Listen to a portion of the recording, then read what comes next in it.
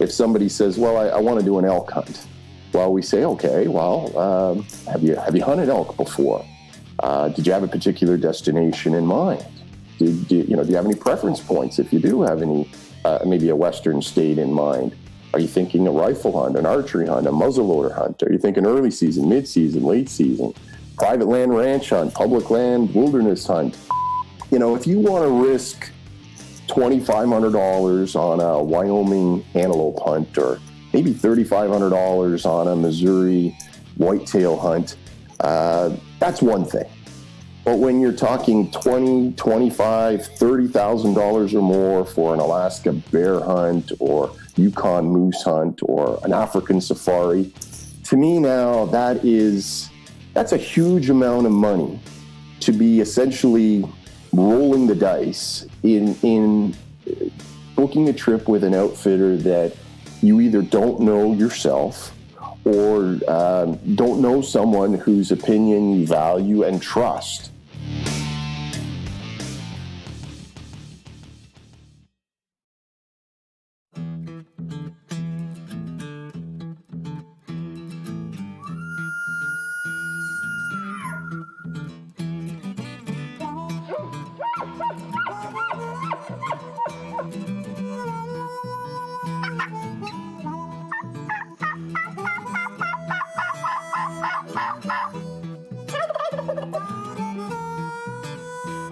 Welcome to the RNA Outdoors podcast, hosted by Lucas Paw. Our purpose is to help educate and inspire within you a renowned passion for the outdoors. So join us as we speak with experts in the industry to share insight and knowledge that helps make hunters and anglers more successful.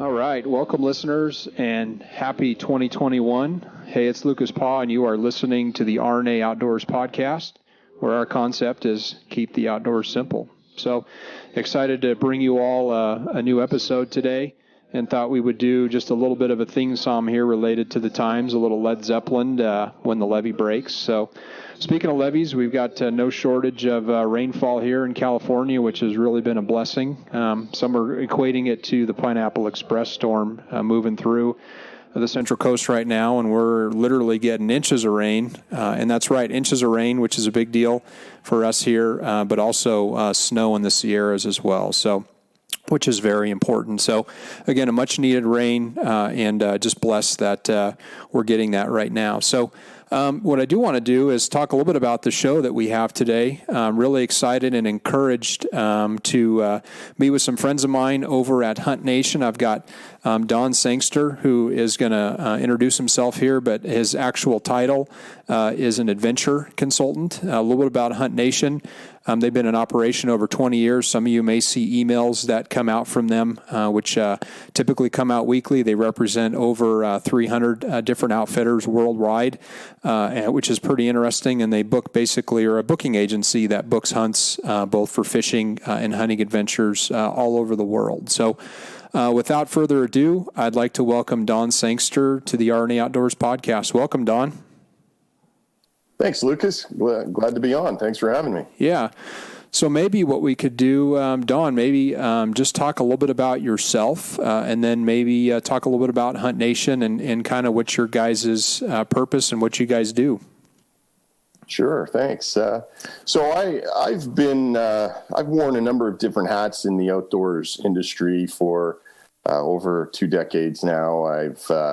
I've been an outdoor writer for over 20 years. I've written for pretty much every major publication in Canada where I live, as well as a few down in the States. Sports Afield, Bass Pro Shops website. I did a weekly column for the Bass Pro Shops website for a couple of years. I've also been involved in sales repping, distributing, etc., different outdoors product lines. So I've worn a number of hats in the outdoors industry, but without sort of realizing it, I guess all of it was kind of leading up to what I do now at Hunt Nation, because I just, frankly, I found that anything that took me too far from, actual hunting wasn't really where my passion lay. And so when I was asked to join Hunt Nation a number of years ago, it was a really good fit. And I enjoy very much what I do, because I guess the biggest thing we do is we help people, we help folks. And that's always a good thing. Basically what we do, as you said, we've been in business over 20 years. We started in Wyoming, and that's where our roots are, in Cheyenne, Wyoming. We still have an office there, but since then we've expanded. We now have offices in Florida, Missouri, and then a few years ago we opened an office up here in Canada where I am. And these offices are staffed by full-time agents. This is what we do for a living. This isn't a hobby or a sideline. This is what we do. And as you also said, we work with about 300 plus outfitters around the world. And it's not just hunting. Despite our name, we do fishing as well. And essentially, you initially referred to me as an adventure consultant, and that's actually kind of the term we prefer. Sort of the industry more commonly says booking agent, but to me that denotes more of somebody who just answers the phone and takes a booking from a client, and we do far more than that. To give you an example, if somebody says, well, I want to do an elk hunt, well, we say, okay, well, have you hunted elk before? Did you have a particular destination in mind? Do you have any preference points? If you do have any, maybe a Western state in mind, are you thinking a rifle hunt, an archery hunt, a muzzleloader hunt? Are you thinking early season, mid-season, late season, private land ranch hunt, public land wilderness hunt? Do you have any physical limitations that might come into play? Can you ride a horse? What are your realistic trophy expectations for such a hunt? And then a lot of cases, a real big factor is, what's your budget? So we really do work with the client to try to understand exactly what it is they're looking for. And then we try and match that up with something that we offer through the various outfitters that we work with. So we really do try and sort of match make in that regard to find the right fit. And, we completely understand that not every trip is right for everybody. But, we've built a pretty good reputation over 20 plus years in the industry of telling it like it is. And we do tell it like it is, because the reality is, when you work with as many different good outfitters as we do, offering literally thousands of different trips between them, although not every trip is right for everybody, we're pretty sure we've got something to offer just about everybody. So there's no need to embellish or fluff up a trip or sugarcoat the realities of, this is a tough physical hunt. If you're not 9 or 10 out of 10 on the fitness scale, this is not the hunt for you. We'll tell it like it is and let people decide for themselves whether that's what they're looking for or not. And that's essentially what we do in a nutshell is we help people find the right trip. And, some people say, well, I can do that myself. Why do I need you to do that for me? And I think it boils down to three things. I think we can save you time. I think we can save you some worry. And in some cases, we can save you some money even. When it comes to saving time, that's the one thing that you can't buy and that is always in short supply. And, I mentioned that elk hunting example, but take another approach. Maybe you decide you want to do a safari in South Africa, and you start Googling South African safaris. Try doing that sometime and see the overwhelming flood of hits that you'll receive when you Google something like that. And it's intimidating. Where would you start to try and start figuring out where, the research? And that's really what it boils down to, is hours, days, weeks, maybe months of research required to try and figure out, what's out there, what am I looking for, what's available. And most of us don't have that kind of time, or maybe we have the time, but we just don't have the inclination. We'd rather spend that time with family or out in the field, or maybe we're busy at work, whatever the case may be. So we really save you time. The second thing we save you is worry. And what do I mean by worry? Well, I don't think the outdoors industry, the outfitting industry, is really any different from any other industry in the sense that the overwhelming majority of outfitters are very good. They're very good at what they do. But there are always a few bad apples that need to be avoided. And even if it's not sort of disingenuous outfitters, it's just a matter of making sure you're getting what you expected, what you wanted, what you were looking for, what was advertised. And that's not always the case if clients and outfitters aren't necessarily on the same page when it comes to asking the right questions. And, I was a fan of booking agents long before I became one. In fact, I was a client of this firm before I came to work at Hunt Nation. And I've long felt that, if you want to risk $2,500 on a Wyoming antelope hunt, or maybe $3,500 on a Missouri whitetail hunt, that's one thing. But when you're talking $20,000, $25,000, $30,000 or more for an Alaska bear hunt or Yukon moose hunt or an African safari, to me now that's a huge amount of money to be essentially rolling the dice in booking a trip with an outfitter that you either don't know yourself or don't know someone whose opinion you value and trust, who knows the outfitter, has hunted with the outfitter, etc. I think you're taking an unnecessary risk, in my opinion. And that's why I always felt that for a trip of that magnitude, I wasn't going to do it on my own. And in fact, I didn't. The first two big trips I did abroad, I booked through a booking agent because I wanted to make sure that I wasn't, that I was getting what I was looking to get, essentially. And, I've never looked back. I've always been a fan of that. And some people say, well, that's why I go to the trade shows. That's why I go to the sports shows, the SCI, Dallas Safari Club, shows like that. Well, COVID has prevented that from happening recently anyway. But aside from that, to that I say, well, yes, I hear you. But I think if somebody is trying to sort of pull the wool over your eyes in some regard, then talking to them at a show and looking them in the eye and asking them questions, well, let's put it this way. I guess I'm probably not a good enough judge of character to be able to see through that. If somebody was trying to hoodwink me, I'd probably fall for it, because the reality is those folks know the questions you're going to ask before you even ask them, and they know what answers you want to hear.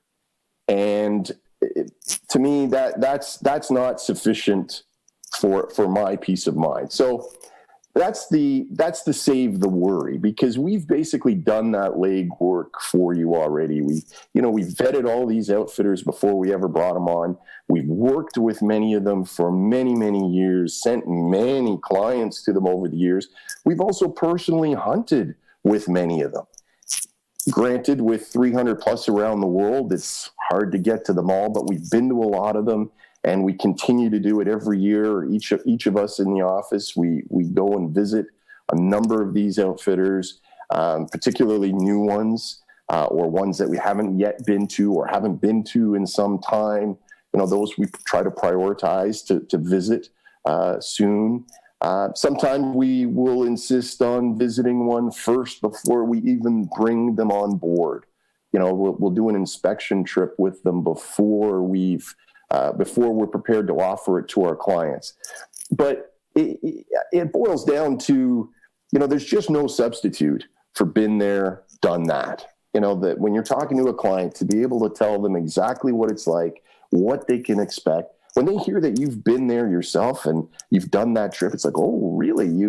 Yeah, of course. I mean, we all want to feel that level of comfort, and so we really, really do try to visit as many of them as possible to give that sort of personal level of knowledge and attention. So that's the save the worry part of it. And the third is the save the money. And that's not always true. We can't always save you money, but we can sometimes. And that comes in the form of, well, first of all, I should make it clear that, it doesn't cost you any extra to use our services. So while we may not always be able to save you money, it also doesn't cost you any money because we don't charge. Some agents in the industry may charge a fee or may charge like an annual membership or something like that, or a one-time membership. We don't do that. It costs the client the same to book a trip through an outfitter directly as it costs to book through us. So there's really nothing to lose from that perspective. And where we can sometimes save you money is particularly when it comes to sort of either a cancellation discount or a last minute opportunity or something like that.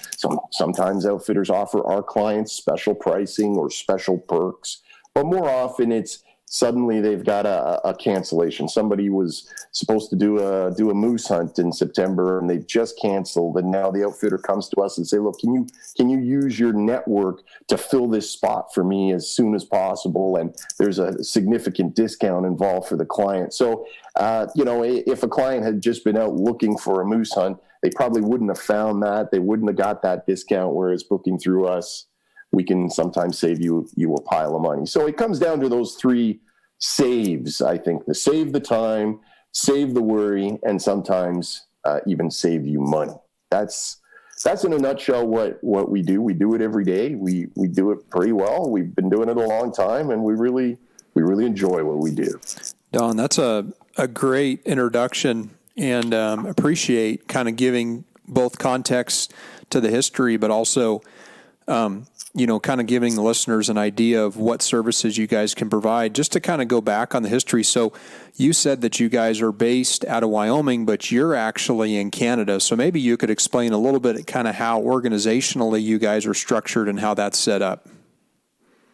Yeah, so our founder, his name is Butch Manassi. He started the company 20 plus years ago, and he was actually a lawyer by trade in Connecticut, I believe it was. And he got tired of doing that after a while. And he was a big outdoorsman, still is. And, he's hunted and fished around the world.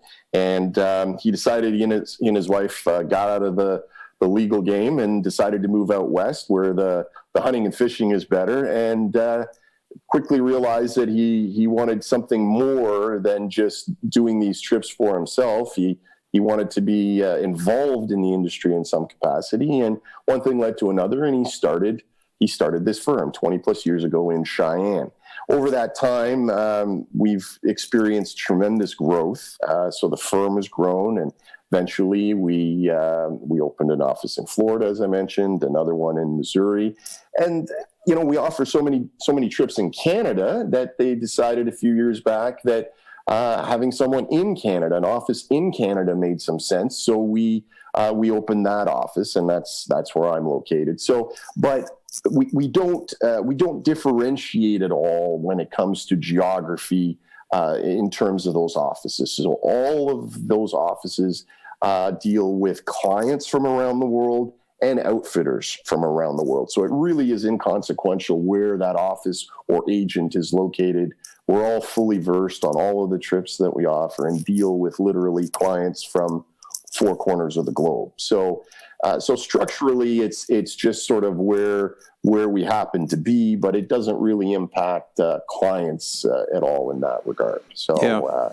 So kind of build on your comment about, a lot of times prospective clients like to go to the trade shows. You talked about that. So SCI, Dallas Safari, Sheep Show, all the different shows this year that have basically been canceling on virtual. So this really plays into your guys' playbook a little bit based on that, because people can't be there. But let's say I'm a prospective client, and maybe you can walk me through the process. I've been to Africa, but let's say I want to go to Africa, never been. And you're right, go Google African safaris. It's very overwhelming. How do you guys work through with a prospective client, and really, because you talked about you try to meet their needs and what they're looking for, but I'm sure you guys have multiple African outfitters that you provide. How does that process work when someone comes to you kind of looking for that type of hunt? Yeah, so we build in a certain amount of redundancy in some of the places where we offer trips, and South Africa is one of those. So as much as we are always on the lookout for new outfits, new operations, things that are different, unique, whatever, the reality is we work with probably a dozen different outfitters in South Africa, and there's absolutely some overlap in terms of what they offer and where they offer it. So it's not that they're all completely distinct and unique, but we like to have a little bit of redundancy in some cases because sometimes availability isn't there. Sometimes a client says, look, it's got to be, April of 2022. That's the only time I can go. And maybe ABC Outfitter has no availability at that time, but Outfitter DEF does. So, that helps in that regard. But, what we'll do is we'll talk to the client and say, okay, so have you hunted before? No? All right. What's on your wish list? What are the species that you absolutely are looking to target? And what sort of, maybe secondary would be nice. Of course, South Africa is one of those countries where in Africa where the overwhelming majority of the hunting there is on high fence game ranches, estates, hunting estates. And not everybody necessarily realizes that. And some that do would prefer not to hunt someplace that is a fenced ranch, regardless of the size. They're almost all are very, very large, and the fencing really doesn't impact the hunt. But there are some people who just prefer not to do that, and maybe they want to go strictly free range. Well, that narrows things down tremendously because there's very few. We do work with a terrific one, but the point is that'll narrow things down. If that doesn't narrow things down, certainly the timing of when somebody might want to go, how many people perhaps in their party, what species they are interested in, and then oftentimes budget. Oftentimes budget is the big one. Someone says, look, I'd really like to get this and this and this, but I've got a couple kids in college. I just can't afford a $10,000 trip. This has to be, $5,000 all in. And, what can you do? What's the best deal you can find me? I don't care where it is in South Africa, but these are the critters I want, and here's my budget. Make it happen. So that's when we start sort of reverse engineering things a little bit and starting with the outfitters in terms of what can you offer within a certain budget at a certain time frame for this party of two or this party of four. So there's different ways to approach it, different ways to skin the cat, so to speak. But the more we talk to the client, the more we get to understand their priorities, their needs, their desires, requirements, and that just does start to quickly narrow down the options. In the end, there may only be 2 or 3 outfitters that are going to possibly fit the bill in terms of what the client is looking for, and we'll reach out to all of them and say, okay, do you have availability during this time? Maybe the first one doesn't, but the second and third ones do. So now the client's got an option of a couple different outfitters to choose from. We have a detailed, we call it a write-up, but it's essentially a marketing document about all the various trips we offer, 10, 12 pages with descriptions and photos and all sorts of details about travel and, of course, pricing, seasons, trophy quality, accommodations, all this kind of good information. So the client will have the ability to compare sort of side by side the information on 2 or 3 different outfits and ultimately make the decision which is the one they like the best, looks the best, sounds the best, and they think they feel that, it offers them what they're looking for. So we can quickly, I mentioned before, it may take you hours, days, weeks, months to do all this research for yourself. You can literally call us up, and in a matter of minutes, we can cut through all that time it would take you to do it on your own. And if you want, in a matter of one phone call, we could have that trip booked for you rather than spending, some people enjoy the process. Don't get me wrong. Some people really, the planning and the research and all of that is part of the thrill for people to plan a trip of this magnitude. But others say, look, I've got the money, but I don't have the time. I need you to help me. This is what I want. Find me what you're looking for. And we absolutely have clients like that call us up every year or 2 or 3 times a year even and say, all right, what's the next trip we're going to take? Here's what I'm thinking. What have you got to offer? So our clients come in all sort of shapes and sizes in terms of what they're looking for and their backgrounds and their budgets. And we can work with just about all of them. Yeah, and I think that's important that you guys can kind of meet people, at some point. And everyone's journey is different, right? You got people, like you said, that are just starting out, maybe more on a budget and maybe from a time constraint standpoint. And then you've probably got people that could have, a $500,000 budget a year that they're spending on hunts. And you guys, have really become, probably, lifetime clients with them because you're really setting up schedules for them in certain years. So I can definitely see, the benefit and the value in using a system like this. Now, to kind of transition back a little bit, so we've talked heavily about like South Africa, right? And which you said you guys have multiple outfitters that you use in South Africa for multiple options for a lot of different reasons. But, right now, when you look at, international traveling, that's a struggle in some places, right? Trying to get to New Zealand where you got to do a mandatory government quarantine and pay to be quarantined. South Africa is now back on the list of non-travel. So I guess my question would be have you guys seen a little bit of that impact over the course of the last year, but has that spawned more of a domestic United States clientele book of folks where you're seeing more bookings maybe, domestically than you have internationally? Absolutely, Lucas. It has been unprecedented, frankly, the demand for continental United States and even Alaska. We sent a lot of folks to Alaska this summer on fishing trips. But just about it's subsided a little bit now because people have already sort of made a lot of the plans. But going back to sort of the summer, basically, we would daily get multiple calls from people saying, look, I was supposed to do a sheep hunt in Canada or I was supposed to be going to Africa in the fall and it's off. So what have you got? What can you offer me in terms of a Midwest whitetail hunt or a Western elk hunt or mule deer hunt or something? And so as a result, the demand for those trips went through the roof for 2020. And it wasn't long before everything that was still available for 2020 was filled. And then there was overflow to 2021.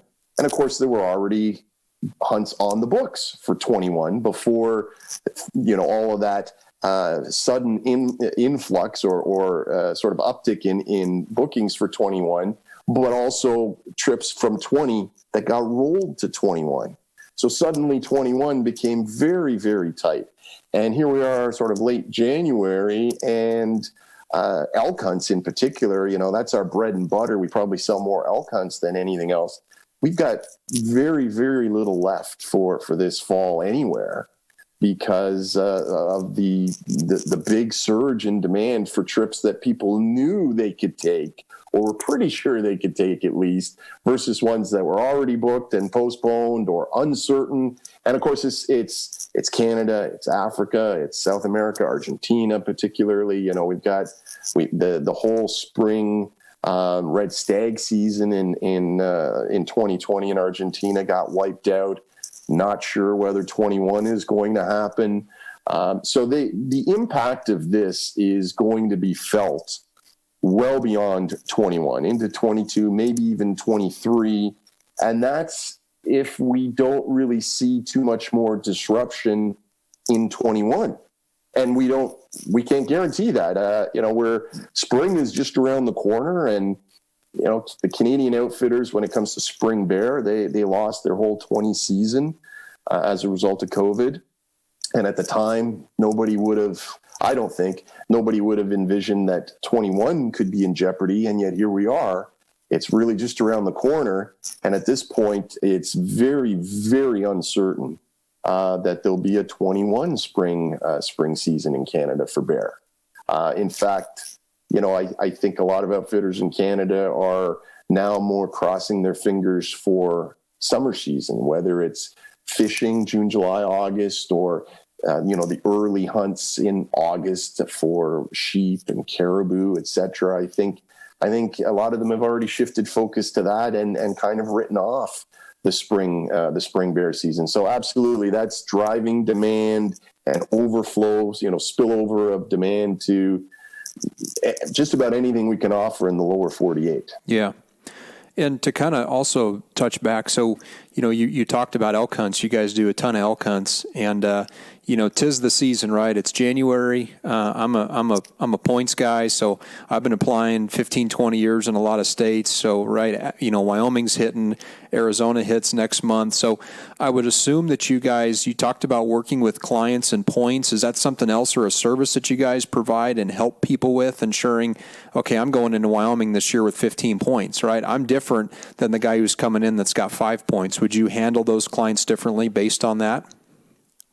Yeah. So one of the things we do in terms of marketing is, I think you mentioned it earlier, is we put out a weekly email newsletter. It goes out every Tuesday morning by email. And in that, we always feature a nice selection of different trips, all varieties from around the world. But we're also very seasonally oriented when it comes to that. So the last several weeks, going back into November, even December, we've been pushing heavily the Wyoming trips, reminding people that the deadline for applying for elk in Wyoming is end of January. So we've been sort of pushing that pretty strongly for some time now. It appears sort of as a header in our newsletters leading up to those deadlines, reminding people. But then we also make sure that we're offering something. So I just recently personally posted a trip that is exactly for a guy with max elk points in Wyoming, because our clients run the spectrum from no points, didn't even know there was such a thing as preference points, all the way up to max preference points and everything in between. So we do, 1 week we may offer a trip that takes, it's a general tag in Wyoming that just takes 2 points to draw.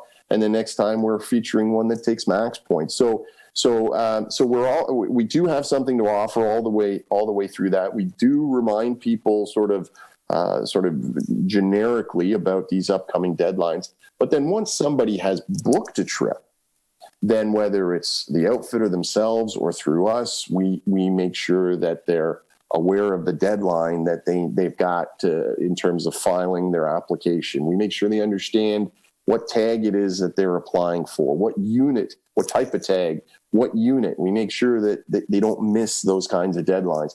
And then preference points, when July 1st comes around and the season for purchasing preference points in Wyoming, for instance, again, we put out something to clients reminding them.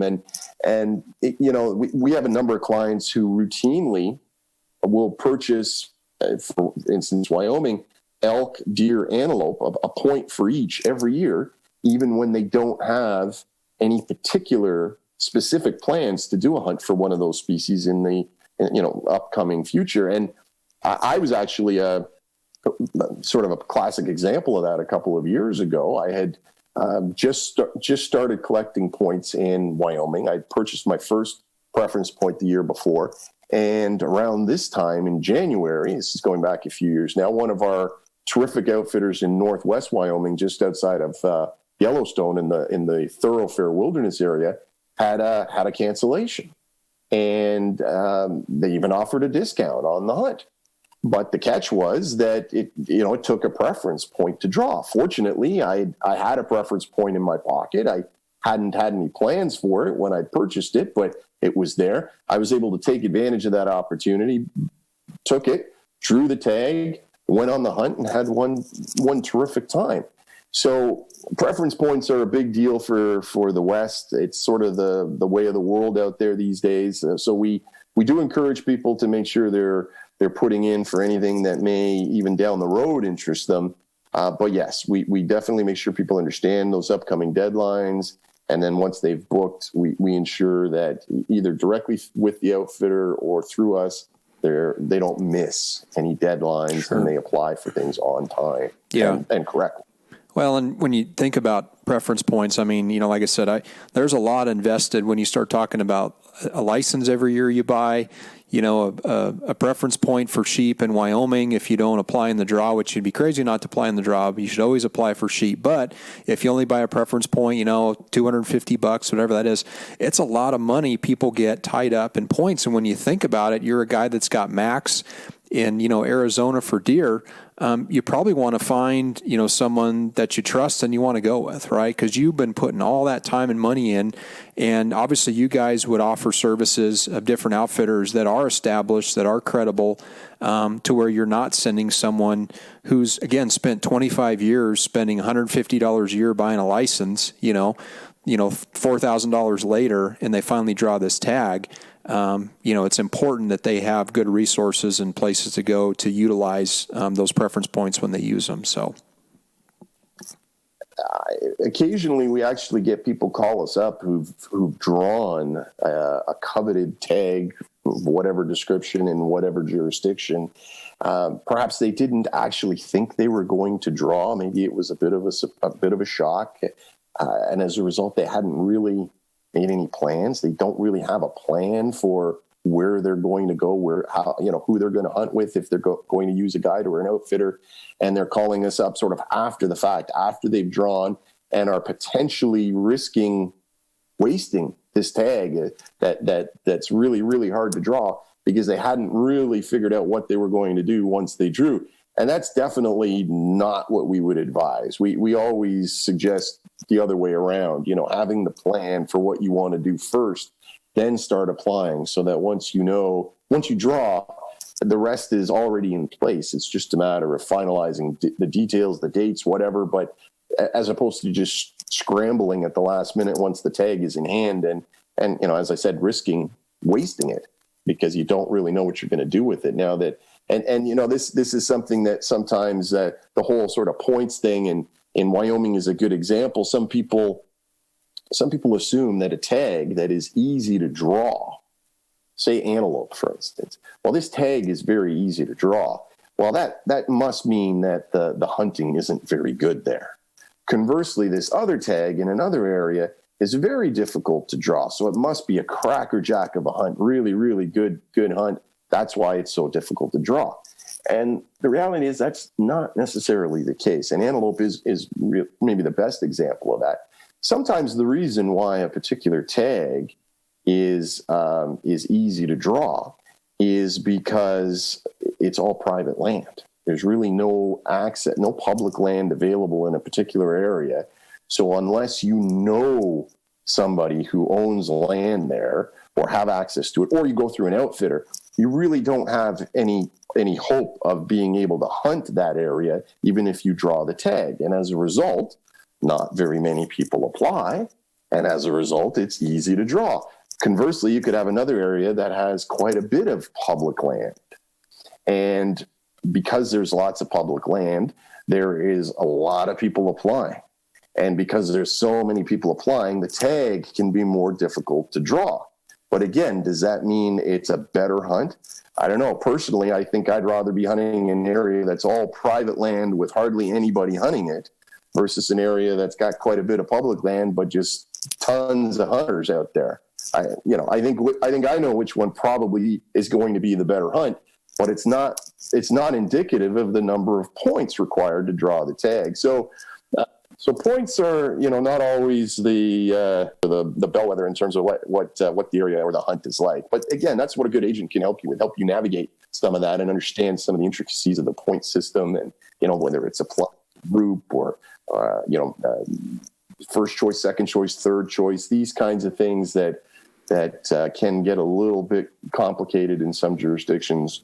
We can help with that. Yeah, and I want to speak back to you said, so if someone is interested in a hunt, and I'll use my example because, a lot of stuff that I've had planned has been postponed and canceled too. So I was looking at trying to look at maybe getting my brother and I like a good spring bear hunt somewhere. And, synonymous with everything going on in California right now around bears. We can't hunt bears in the spring here, but, right. And I've hunted bears and I've shot a bear, but he's never hunted a bear and he's never killed anything with his bow. I thought, what better hunt to do than maybe get him in a stand, or maybe we'll find a good spot and stock opportunity in Idaho. Well, I saw something cross my email from Hunt Nation regarding a good wilderness, hunt in Idaho. So I reached out, and I think that's when I got Ed, and Ed sent me some information, and again, sent me the outfitter's information. It had photos, it had successes, or the success rate. It had basically all the information on wilderness hunt. Here's what you're going to do. Here's your itinerary.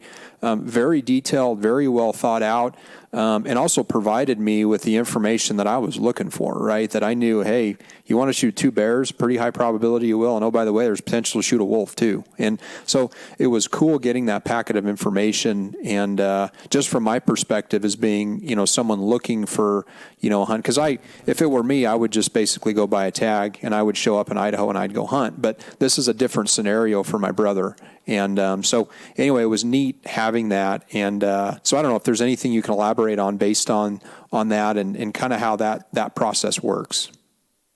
Well, you've reminded me of, and I hate to keep coming back to elk, but it is sort of one of the most popular hunts we sell. Most of the hunts we sell are guided hunts, fully guided hunts, outfitted hunts. But we also sell a few that are DIY elk hunts, drop camp elk hunts, self-guided elk hunts. And as you might expect, those hunts are sort of half or less the price of a fully guided hunt. So as a result, they can be initially quite attractive to people because of the price. And we get a number of inquiries about those. And but again, it's not something that, unless you're talking to someone very familiar with it, you may not understand some of the finer points of this kind of hunt. And to be honest, I actually I discourage that kind of hunt for anybody other than a very experienced elk hunter, because here's the reality on a sort of a drop camp wilderness type elk hunt. They're going to pack you in by horseback to a remote tent camp in the middle of nowhere. They're going to drop you off. You've never been there in your life. It'll take you a day or two probably to figure out, what direction is up, maybe another day or two to figure out maybe where the elk are. Maybe there's a little bit of bad weather that, slows you down as well. And just when you sort of start getting rolling, guess what? The week is over. They're coming to get you and your trip is done. And the reality is the success rates on self-guided hunts of just about any description are never going to be close to what they are for a fully guided hunt. And, now some people will say to me, well, okay, that's probably true for the first year of such a hunt, but we would come back again the second year or the third year or the fourth year. And I say, okay, well, that's a different story. Now the learning curve isn't going to be as steep. Now you're going to have some familiarity with the area. Now, your odds are going to go up. But if it's about the money, which it is for a lot of people, well, now you've spent that same money 2 or 3 times over. So when it comes down to money, and that's sort of the motivating factor, I really try to encourage people to look at it differently and say, rather than sort of taking your lumps the way you most likely are the first year, and then who knows what happens after that, I think you're better off to save your money and maybe for another year or two even, and do it right. Do a guided trip, do an outfitted trip where your chances of success or even just seeing some elk are that much greater. To give you an example, I had a group contact me a little while ago. They were all sort of young guys, all pretty fit and eager, and they were from out east, and they'd been hunting whitetails all their life, but never even seen an elk in the flesh. And they decided that they thought they'd want to do a self-guided drop camp elk hunt. And their thinking was that they'd maybe do those for 2 or 3 years and then work their way up to a guided hunt at some point. And I actually suggested the opposite approach. I said, well, why don't you start with a guided hunt? Because you can learn a lot about elk and elk hunting from a good elk guide, whether it's calling or where the elk hang out or what to do with it once you've got it on the ground. All these things that you do 1 or 2 of those, And you're going to be so much better off when you decide to do it on your own and branch off on you'll have that much knowledge and experience under your belt. So certain DIY trips, we have a great DIY antelope hunt in Wyoming. We have a great DIY caribou hunt in Alaska.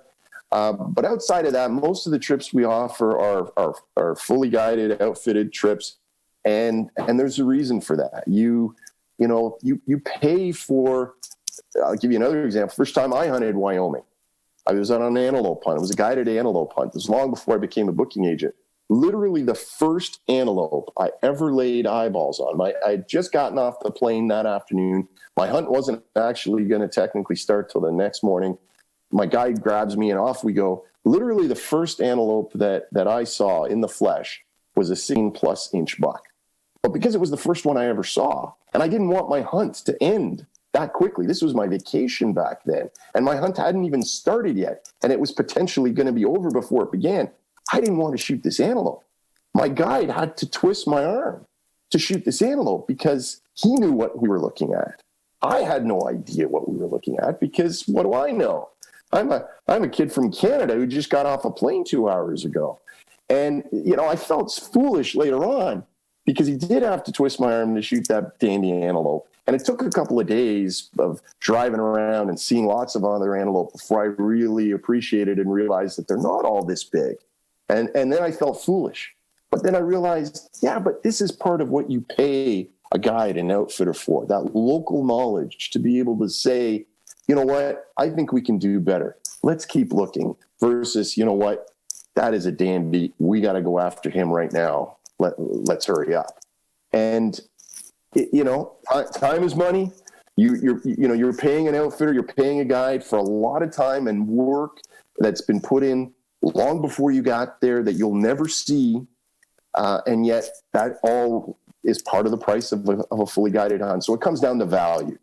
So whether it's a bear hunt, an antelope hunt, an elk hunt, there is a big difference between now, if a guy say to me, look, we realize all that. We know that, odds are not really on our side when it's DIY, but, we just like to do it ourselves. We sink or swim. We know what it's like. We know we've done it before, but we just really want to succeed or fail on our own. Hey, I can respect that. I understand that. That's a whole different story. But when it's about money, when money is the motivating reason why somebody is looking DIY versus a guided hunt, that's when I usually try and sort of explain the realities of it and maybe steer them in a different direction. Sure. No, that's a great explanation to probably a little bit more of a complicated question to a newer hunter. I mean, to someone who's been hunting a long time, that's probably a different philosophy. But to your point, getting off a plane, never hunted, antelope before, and you see the first buck and it's an 80-inch buck and he's telling you to shoot it, you don't know the difference. That's where the advantage is with having the outfitter, because that's what they do, right? They look over animals every day long. They know exactly what's there. Stuff comes in and out, but they're out field judging and they're looking at the animals. And you're right. And for someone to go do a DIY, it could take them 10 to 15 days to do that hunt. Whereas if you book a 5 to 7 day hunt, you're in, you're out, you're done, you've had your experience, and you're back to work, which potentially, like you said, time is money and is important as well. Absolutely.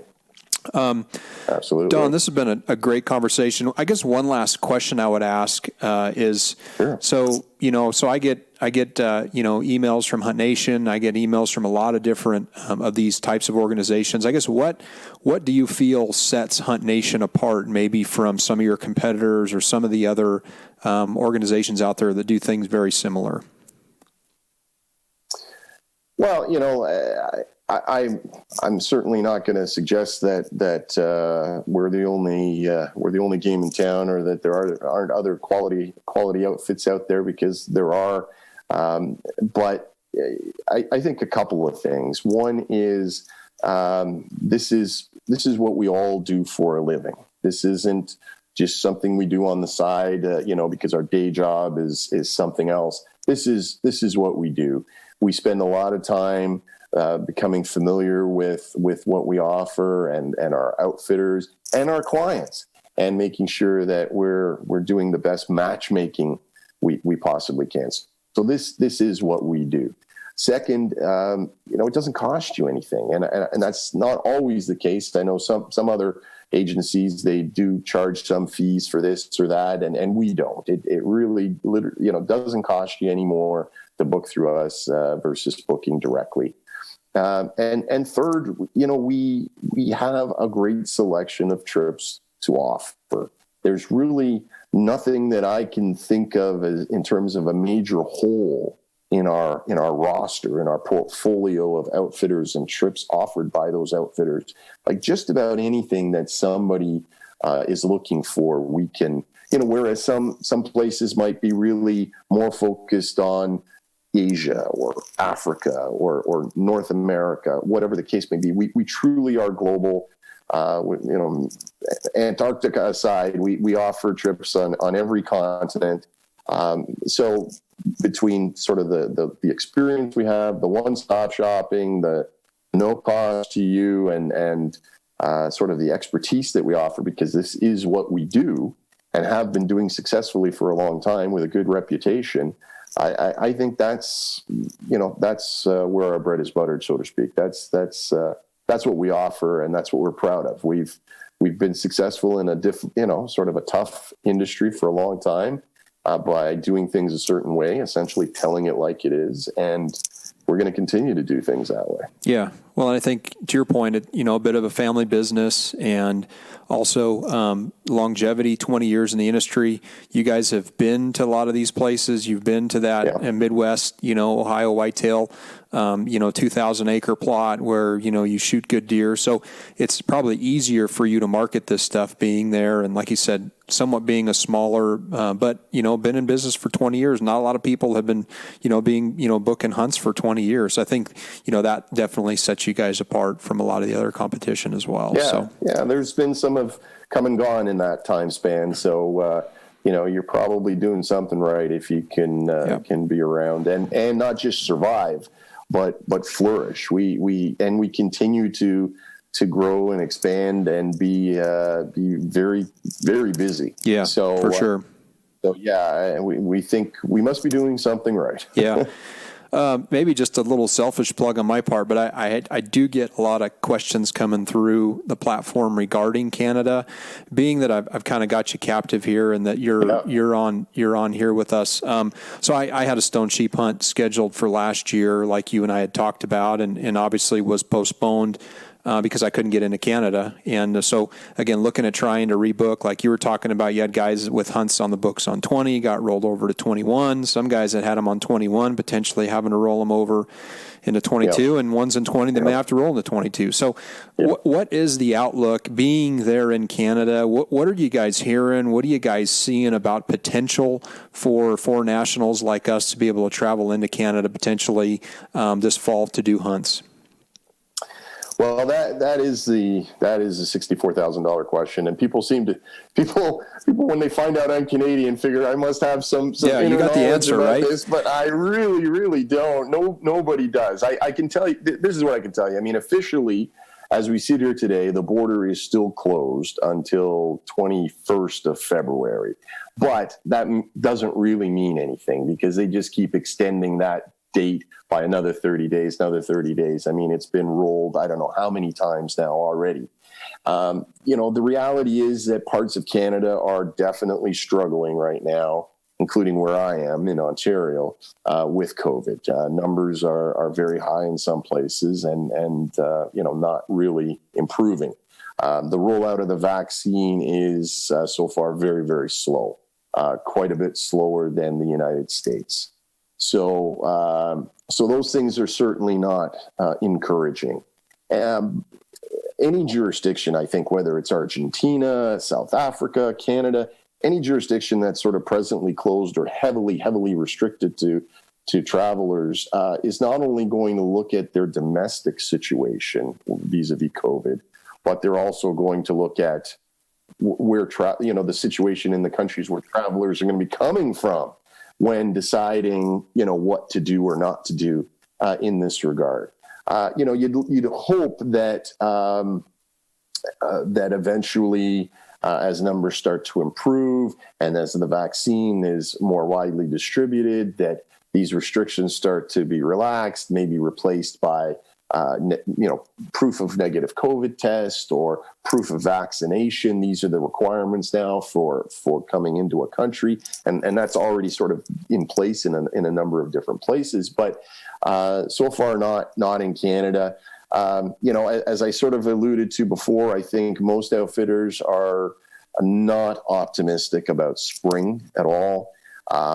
They're maybe 50-50 on the summer, June, July, August for fishing or hunting, and more just sort of banking on the fall, sort of September onward, hoping that moose and deer and bear can happen September, October, November, but without knowing for sure. And then when you talk about some of these more remote areas, whether it's a sheep hunt in northern British Columbia or maybe a moose hunt in the Yukon, for instance, these areas are often native communities, very remote, very isolated, very vulnerable to any sort of an outbreak. So these communities, in some cases, Alaska did the same thing this summer, will impose their own sort of regional restrictions on entry into that area. So regardless of a state or provincial or federal regulation, they can say, well, look, that's fine for getting into the country, but if you want to fly into our little community, we've got our own rules in terms of what you have to do or can't do. So it's still very, very uncertain. And, a lot of outfitters are, sort of just completely, about all they can do is just take a wait and see approach. And it's funny because some Canadians say to me, Canadian clients, well, what about me? Well, maybe I can do that sheep hunt in BC or that, moose hunt in Alberta. If again, the border is close to Americans, well, maybe there's great opportunity there for other Canadians. The reality is the outfitters are going, well, maybe, but maybe not, because we've got all these spots that are already spoken for from people who had already booked 21 or got rolled from 2020. We can't really commit to any new bookings, Canadian or otherwise, until we know whether we're going to be able to satisfy what's already on our books for, last year and this year. So it is causing a whole lot of consternation and hair pulling amongst outfitters, and unfortunately, there's just nothing terribly encouraging on the horizon just yet to say, well, that's when things are going to change. That's when it's going to improve. It just seems to be so slow in every regard that. Let's put it this way. I don't know, as much as you'd like to say, well, yeah, surely by August or September or whatever. Well, yeah, I tend to agree with you. On the other hand, this time last year, would we have thought we'd be here in January of 21 and sort of be where we are? Or maybe not this time last year, but in March of last year, would we have thought come January, we're still going to be where we are? Probably not. Probably a lot of us would have said, no, this will have subsided by then. And yet here we are. So it is still very, very much uncertain. I definitely would not sort of want to give anybody the impression that a trip booked for 2021 in Canada is a certainty, because that would be irresponsible of me to say that when no one can say that with any certainty. Nobody. Yeah. And I think that's good insight, right? I mean, because I know there's a handful of people I know that had, Canadian hunts booked, the Yukon, like you said, Alberta, British Columbia, and all kind of in the same boat, right? There's kind of this just band of folks that were kind of bouncing emails, text messages off, talking to outfitters that we know. What are you guys hearing? What are you guys seeing? And just trying to stay obviously optimistic. But, like to your point, I was supposed to fly into Whitehorse and then come back down into northern BC. Well, like you say, a lot of natives there, they have their own requirements. Would I have had to quarantine in Whitehorse for 14 days, then get into BC? There were so many logistical things that were so much uncertainty that, we had to pull the plug and we couldn't get there. And it was the right decision to make, because the last thing I would want to be is stuck in Canada, right, where I couldn't get back into the States, and if it wasn't for family or medical reasons, I wouldn't be able to get back, right? So just didn't take that risk, but definitely, I'm trying to stay optimistic. I think, a lot of folks that are in the same boat are trying to stay optimistic. Clearly, the Canadian outfitters want to be optimistic. This is their livelihood, right? This is their Super Bowl for the 4 months out of the year, is getting, people there to do these hunts. So hopefully, like you say, with maybe the vaccine and maybe having some type of testing protocol, rapid testing, 72-hour, we can get through this and do it, both ethically but also safely, where we're doing it in at least with the respect to the people in mind. So. Yeah, and I particularly feel bad for the outfitters in places like Canada, like Argentina, because their season is so short. They've got a very small window to, in a lot of cases, make the bulk of their living for an entire year within a very short span of time. When you contrast that with places like, some countries in Africa, South Africa in particular, we have an outfitter, a great one we work with in South Africa, that they're blessed to be able to hunt basically year round. Now, they too have had basically nobody for the better part of a year, but the point is, if they do get sort of torpedoed for a block of their year, they still have an opportunity to try and recover that later on. Whereas Canada and Argentina, other places, if it's gone this year, there's no chance till next year. So it is really very disappointing to everybody if that happens. And by the way, you mentioned British Columbia. British Columbia has also been one of the most strict, probably the strictest province in Canada when it came to their own particular rules provincially.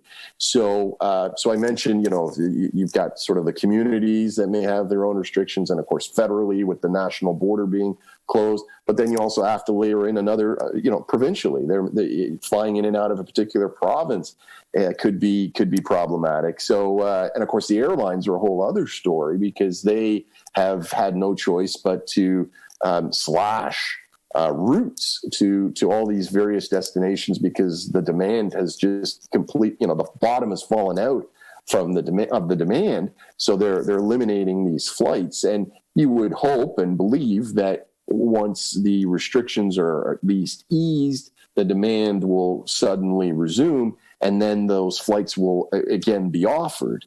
But again, no guarantee of that. I've certainly heard stories about people just within the domestic lower 48 United States wanting to book a trip maybe to Texas or Florida, and initially being quite surprised at the number of available flights. And then they pick one, the cheapest one or best time or whatever. But then as the flight date gets closer, suddenly there's changes. The flight is canceled or rerouted or changed some way. And that is all because the airlines are trying to sort of accommodate a sharp decrease in demand for these flights. And rather than planes taking off with 25% capacity, they'll cancel that flight and try and put people onto a different flight. So it's not just outfitters, it's airlines as well that are in complete turmoil right now. So as we said before, that's just driven more and more demand for destinations for hunting and fishing trips that people can get to lower 48 and drive to. I don't have to fly. I don't have to deal with the potential and the risk. I'll just drive. Okay, that's the kind of trip I want. So we sure hope that there's a light at the end of the tunnel here, but it does seem to be a little ways off just yet. Yeah. Well, I think I've always kind of said where there's challenges like that, exposes opportunities. And to your point, right? I mean, if you can't go do certain hunts there's some incredible opportunities in the lower 48. There's still places in Asia, in ibex hunting, in Turkey, and places you can go do that stuff. You can get flights. Yep. I mean, there are opportunities still out there, and some of them are pretty reasonable because, outfitters are looking to get people booked. So, yeah. Exactly. Okay. Yeah, for sure. Well, good. Don, I really appreciate having you on the show today. Just, for me, understanding a little bit better about Hunt Nation and what you guys offer. Again, I've been signed up and seen your emails for years. And again, kind of perked my interest when I sent the note over to look at that spring bear hunt with my brother, and got just a full portfolio of information, and then kind of spawned into us collaborating and doing a podcast. So really appreciate having you on. If someone was to want to book a hunt, look at your information, I mean, what's the best way for someone to maybe get a hold of you guys or find you guys? So we have a website, www.hunt-nation.com. A lot of good information on there. Many of the trips we offer are, at least some of the information about them is accessible on there. We, as the individual agents, have more information that we can then send people. I definitely encourage everybody to sign up for our newsletter so they can get that weekly email blast that, as I mentioned before, sort of showcases a nice selection of different trips around the world. But it also will front and center feature anything that's last minute cancellation or some other type of discount. So that's the kind of thing that, typically it's very limited supply and will go very quickly. So it's important anyone who's interested potentially in that kind of trip, who has the flexibility in their schedule to take trips on short notice, definitely you would want to sign up for that and look at those emails as soon as they come in. And if you see something that you like, call us right away or email us right away, because the good ones with good discounts will go quickly, as you might imagine. I can certainly be reached personally. My email is don@hunt-nation.com, or you can give me a call at 416-988-1562. We're happy to help you out with, as I said, any of the very thousands of different hunting or fishing trips that we offer. So we're out there. We're pretty easy to reach. Cool. Well, once again, thanks, Don. Appreciate it. You stay well and probably stay a little bit warm up there in Canada. And we're going to try to stay dry. It's always the first world problems, right? If it's not freezing cold, it's raining or something else. But keep your powder dry. Keep your powder dry. Exactly. Well, again, thanks. Take care. I appreciate having you on. And we'll stay in touch. Thanks. Thanks for having me on, Lucas. Really enjoyed it.